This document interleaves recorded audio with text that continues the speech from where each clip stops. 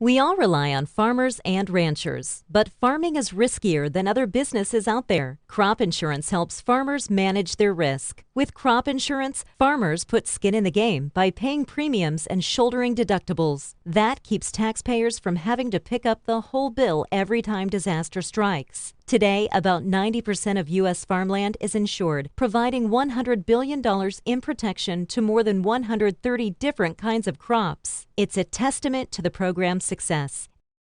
Thank you for joining us today for the Meet the Farmhands video segment. I'm your host, Hannah Pagel, and today we are speaking with Fred Clark with the Senate Ag Committee.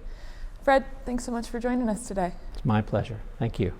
So to kick off the interview, let's just go back to the way beginning. You're a California native, and kind of explain to me how you made your way out to D.C. I mean, what made you go from the West Coast to the East Coast?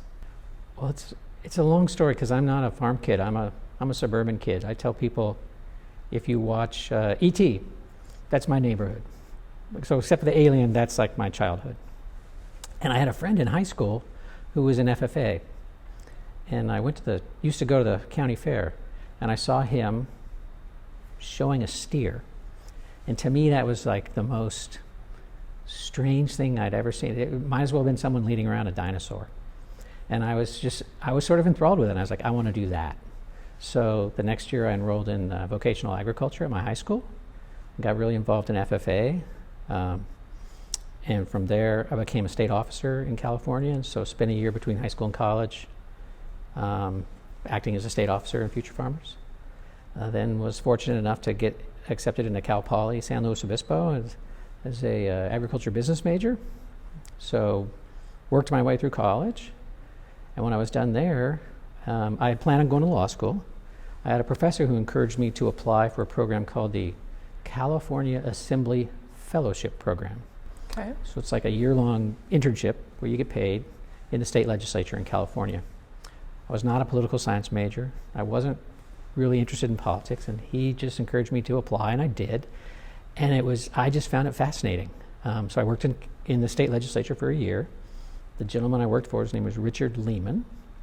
In 1982, when they did reapportionment, they drew him a congressional district. So he turns to me and says, "You should come to Washington with me." I said, I'm supposed to be going to law school, and I got a year deferment to do this. And he said, "I'm going to be a member of Congress. I'll get you another deferral. Just do this for a year."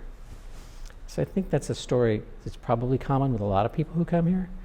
So I came here and worked for him for a couple of years. Went to Georgetown Law School at night. Was fortunate enough to get a job at the House Ag Committee on the staff there. And then worked there for 8 years. That's how I got to Washington. Okay. Now I am curious, when you came out here, you were working for Representative Layman, but he was a Democratic member. Is that correct? Oh yeah, I worked for the Democrats in the House. So I worked for him in the state legislature. There weren't too many Republicans in the state legislature in California in 1981. But anyway, and so I came out here with him, and then I worked for Kika de la Garza, who was chairman of the House Ag Committee then. Okay. What made you want to make the switch from the Democratic Party to the Republican Party? Pat Roberts. but really, it's sort of a commentary on the history over the last 30 or 40 years. In other words, in the House, it used to have a much more robust, like Blue Dog Caucus. Like at one time, there were 50 of those members. And those members, when you describe them to people now, almost sound like dinosaurs. They would be fiscal conservatives, usually pro-life, usually pro-gun, but they were Democrats. And so those were kind of my peeps.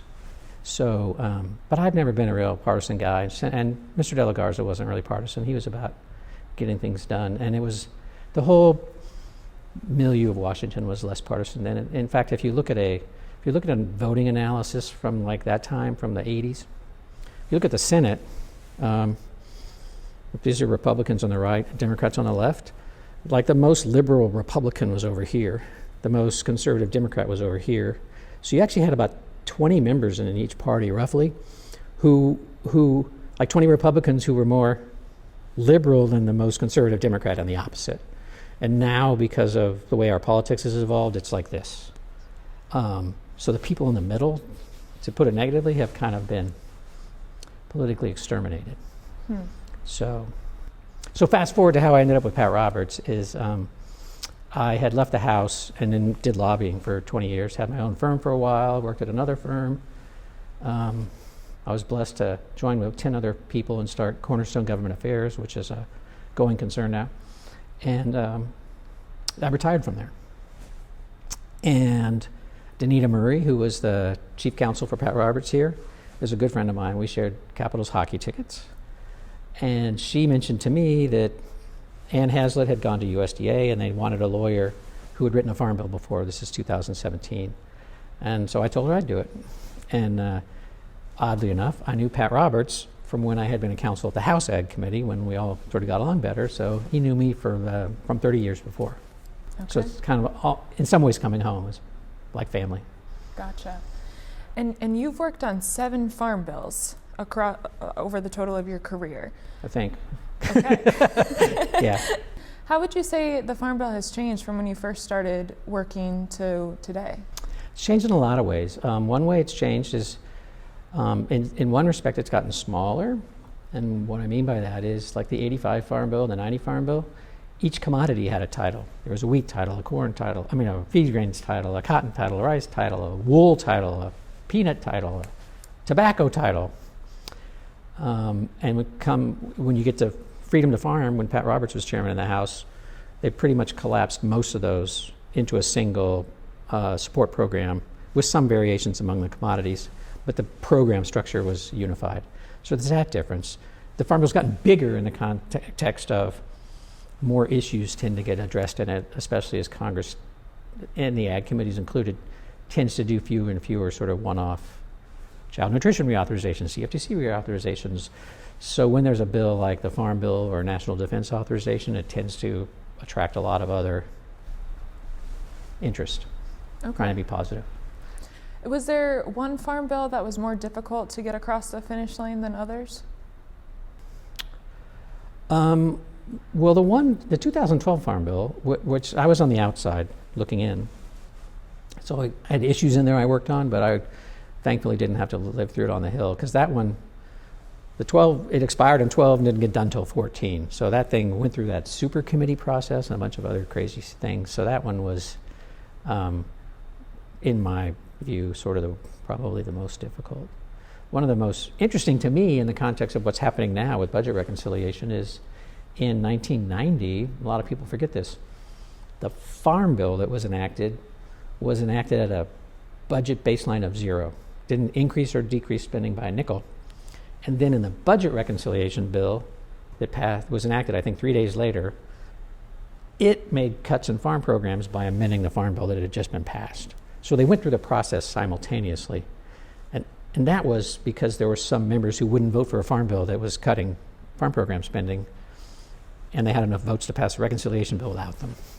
Okay. So that was challenging from a legal perspective, because you had to write 2 bills that were moving targets moving at the same time. And so that was technically challenging. Gotcha. So as we move into another Farm Bill year, what advice or words of wisdom do you have for the staffers who are working on writing the next Farm Bill? A good question. That's one of the things I've been hoping to be helpful on here with the staff of the Ag Committee, is because we have some staff who've never worked in the Senate before, never worked in the Congress before. So I've been trying to help mentor and build people up and get them ready for the Farm Bill. So I think, the best advice is to read and understand the programs in the bill.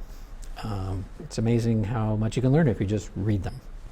And then, of course, being familiar with the people and the industries who the bill impacts or is designed to help, because that's really what the bill's about, is helping people who are on food stamps, or farmers who need farm programs, or people who buy crop insurance, producers, whatever. Understanding the needs of those people will drive how you need to think about creative solutions to whatever those issues might be. Okay. And when you think about all the hours that you've spent working on farm bills, is there a particular story that comes to mind that you'd share with us? One that comes to mind is in this room, in the Senate Ag Committee room, in probably the 85 or 90 Farm Bill. I recall Senator Pete Wilson from California had an amendment. It was the first time, I believe, specialty crops were somehow being benefited under the bill. And there was this rather vigorous debate in the committee of some people representing more traditional crops who had some concerns about letting the specialty crops in, and some other people thinking it was probably appropriate. It wasn't clear where the vote was going to come out. Senator Wilson was a Republican, and so the vote came, I don't remember exactly, but I think it might have been partisan. I think the Republicans might have voted with Wilson, and Senator Heflin, who's a Democrat from Alabama, he voted with Senator Wilson. In fact, during the debate, here's the memorable thing, there's all this debate going back and forth about equities, and Senator Heflin got recognized, and in his Senator Heflin way, speaking to the people who were objecting to specialty crops being let in, said, I think what I hear my fellow members saying is, them that haven't been at the trough don't deserve to be at the trough, which was his sort of country way of kind of pointing at the issue. So then Senator Heflin voted with Wilson, amendment passed, markup adjourned. Senator Wilson walked around the table to Senator Heflin and thanked him. And then he said, if there's anything I can do for you, please let me know.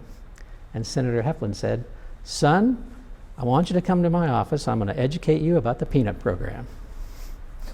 Okay. So that's to me, that was a real good example about how bipartisanship works, how interests across the aisle and across regions work. That's one that comes to mind. I think it's pretty unique that you've had experience working on the House Ag Committee and then as well as the Senate Ag Committee. So you've been a staffer on both sides of the chambers. So I'm curious, this is a big debate on the Hill, but which side is better to work for, the House or the Senate? They both have their positives and negatives, but since I'm retiring, I'll say I'm free to tell you it's the Senate. If you have the choice, work in the Senate. But I wouldn't give up my work in the House. It's a great learning experience. Mm-hmm. Well, and you've also had experience not only being a staffer here on the Hill, but you've also been a lobbyist. So I'm curious, over your time, how has the relationship between the staffer and the lobbyist changed or developed? Well, one way it's changed a lot is even before COVID, the sort of switch to electronic communication is actually the increase in, I guess, virtual contact has also led to a concomitant sort of decrease in personal contact, which I think is not a good thing. It's been accentuated during COVID just because people can't get access to the building. But, it's changed. So when I first started, when we wrote the bill, we wrote it on a legal pad with a pencil and gave it to secretaries who typed it up on an IBM Selectric typewriter. And there was a lot of lobbyists hanging around the hall, and it was very social.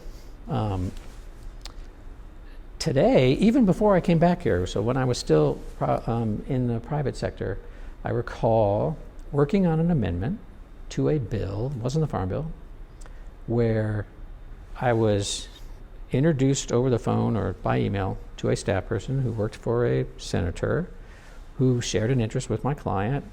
We wrote an amendment, wrote talking points, sent it to the senator, had several conversations. I'm not saying they took exactly what I sent them, but actually got the thing enacted, got it through the process, never met the person I worked with. That's weird. To me, that's very strange, but I think that's indicative of some of the change. Okay, and then, so this is your second retirement. Yes. So I'm curious, what initially made you want to come back out of retirement from the first go around? And then do you think you'll stay in retirement this time, or will there be a third? Well, I came out of retirement because Danita Murray talked to me, and she's my friend.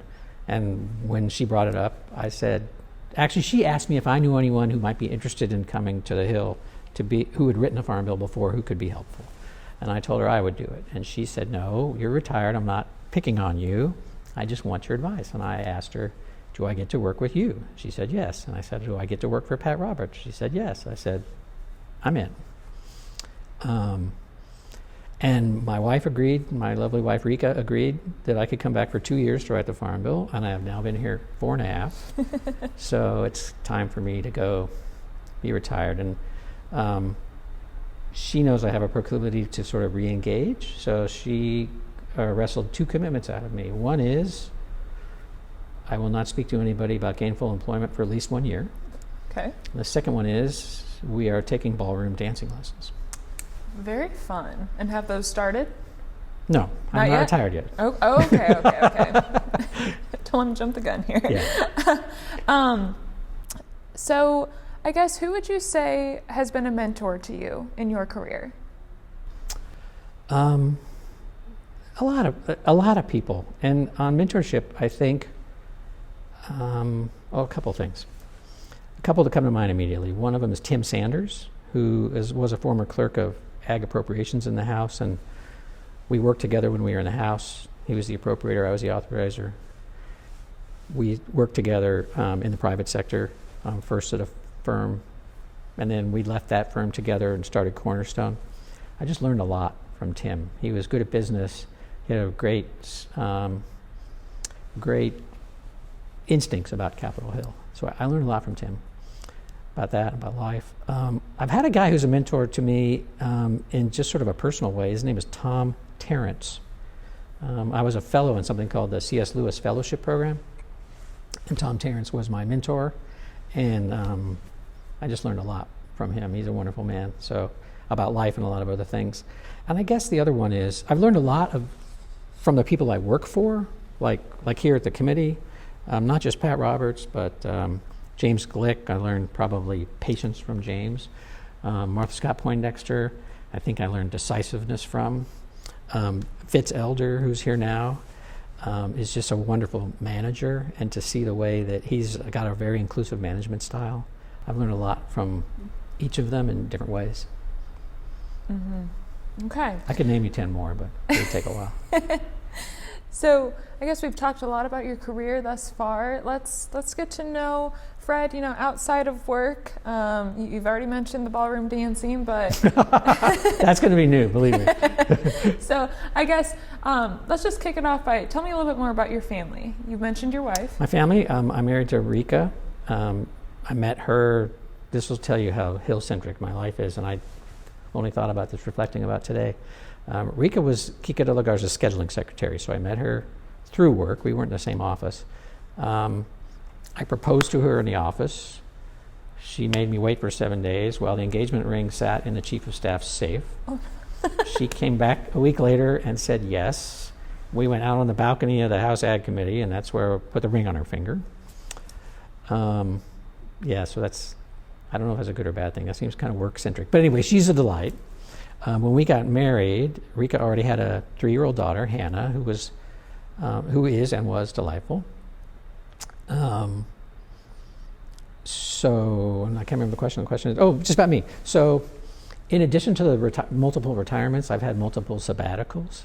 And the first one I took was when Hannah was 9 years old. I took 6 months off of work, and Rika went and got a job. And I got to be dad, just at home every day, and that was one of the happiest periods of my life. I did homework with Hannah, made her lunch every day, and walked her to school, and all this stuff that you just don't have time to do when we do these things, which is what I love what I do. I love the Senate. I love the people I work with. The Senate is I tell people it's a wonderful, terrible, frightening, engaging, loving, difficult place. And it's like, sometimes it's just, it's enthralling. It's almost like, it's like watching a NASCAR wreck in slow motion. You just can't take your eyes away. But there's a lot of other stuff I do in my life. When I was retired once before, I did a lot of volunteer work at McLean Bible Church. I was there, I was director of global missions or something. So worked with 60-something of their missionaries all over the world, made lots of trips to Kenya and Uganda and the Dominican Republic and Cuba, believe it or not. And that's kind of where my heart is. So my wife and I sponsor some kids in programs like Compassion and through some other mission organizations all over the world. So when I had time off, I would go visit those, mission sites and get to know people. And so I'm looking forward to doing more of that. Okay, so I am curious. I want to hear more about these mission trips. Where did this passion? Where does it stem from? Well, it's largely from my faith, and it's I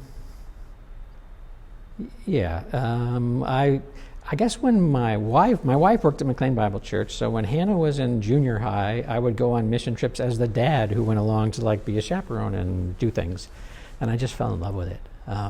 I fell in love with exposing kids from the United States to poverty in a foreign country so that they realize whether they have the newest iPhone or not isn't the most important thing in the world. It's really a first world problem. I realized, for example, right now my wife and I are putting a lady friend of ours in Kenya through nursing school. And for such a small amount of money compared to what it costs here, you can make such a difference in one person's life, and to the extent you can lift them out of poverty, you can change their progeny forever. And they can contribute to society. She's going to be an emergency room nurse when this is done. And that's just one example. It's very rewarding. My wife and I also, primarily my wife, since our daughter got out of college, we kind of collect strays, meaning we have people live with us a lot. So I'm really fortunate to have several other ladies, because my wife prefers to have ladies in my life who consider me their dad, or their pseudo dad, one of them calls me. So one of them is from Uganda. She came to the United States, lived with us for a while. She gained her U.S. citizenship, and shortly thereafter joined the United States Army. Wow. So proud of her. Her name's Edna. So anyway, I have one of my strengths and weaknesses. And this is advice for people listening: is know your strengths and your weaknesses, and that's what mentors are good for. Is looking at you from the outside. Sometimes things we can't see in ourselves, others can see immediately. My strength and weakness is the same thing. I'm pretty good at focusing on one thing at a time and doing a really deep dive. So I'm a mile deep, inch wide guy. And when you know that, you can manage. And if you can manage that, it's a good thing. But I'm also not good at, so what that means is when I work in a place at the Senate, I'm like the Senate. I'm pretty much all in, which is why if you look at my resume, I tend to work really hard for 5 years, and then I take a sabbatical, and I work really hard for 5 years, and then I retire, and then I'm off for 4 years, and then I'm back working again. And I never realized that about myself until I had an executive coach at one point, a couple of years during my sabbatical. He looked at my resume immediately and said, "What's with this pattern?" So it's really important to have, mentors who aren't necessarily just your boss, but are people who you might even reach out to and ask them to mentor you to the extent they're interested in being helpful. I'm sorry I'm rambling. But no, but I am curious, because you're right, that is not something that you see often, especially with somebody who works here in DC. So I guess what advice would you give to anyone who comes to DC to work, to balance that work, personal life, relationship between the two? I guess I'd say, here's the advice I would give them, or I would give myself if I went back, I think. In the Bible, whenever an angel appears to a human being, they always start with the first 3 words: be not afraid, because it's such a terrifying experience. Now, that part of the analogy is probably not appropriate, but I think that would be my advice, is don't be afraid. And what I mean by that is, I'm a guy who took several sabbaticals, and I think a lot of people are concerned if they take 6 months off, they'll fall behind at work, or they won't be able to get another job, or their professional connections will grow stale. And in my experience, the opposite is true. And that is, you leave for 6 months and you come back, and the person who was sitting next to you is now in a position to hire you because they've moved up or something like that. And it's always worked out for me. And I guess at the time, sometimes I had second thoughts about it. But I would tell people not to be afraid. I would also tell them not to be afraid in terms of mentorship relationships, not to only sort of rely on the luck of the draw as to whether you happen to work somewhere where your boss is a good mentor. I learned late in life, if you want to be mentored by somebody and you see somebody who you think might be a good mentor, you should go ask them, would you be willing to have coffee with me? And then ask them, would you be willing to spend some time with me and maybe help me professionally? And you'd be surprised how many people of great character and quality say yes. So I would encourage people not to be afraid to ask for that kind of engagement. Mm-hmm. I would tell myself that too, because I sucked at it. I've just been very fortunate to work for people generally who were just wonderful. Well, I guess before we wrap up the interview, you've already mentioned a few things, but if you could go back to day one of your career, knowing everything that you know now, what's the one thing that you would tell yourself? Well, I think it would be what I said earlier, and that's not to be afraid. I guess the other thing I would say is try to be more self-aware. Because it's funny when you say back to the first day of my career, even now sitting here, I'm not sure when that was. Was it when I went on a fellowship in the state legislature? And as I told you, it was kind of just serendipity. I had this professor who encouraged me to do it. So I went through a lot of my early career, sort of eyes wide open, just trying new things. But it's been pretty late in life when I thought of what I do as actually a career. So I think it's helpful I got really good advice from a guy once who told me when he takes a new job, he would give himself 5 years. And meaning he would put his head down and work very hard. He wouldn't entertain or look for other offers. And then when the 5 years were up, he would go on vacation for a week and reflect on whether he liked what he was doing or not. And I think there's a lot of wisdom in something like that. So being self-aware, I think to tell myself to be self-aware would be very helpful. And that could go with having a mentor or someone who sort of sees that from the outside and can advise you about it. Mm-hmm. Awesome. Fred, thank you so much for joining us today. Thank you. It's been enjoyable. Thank you.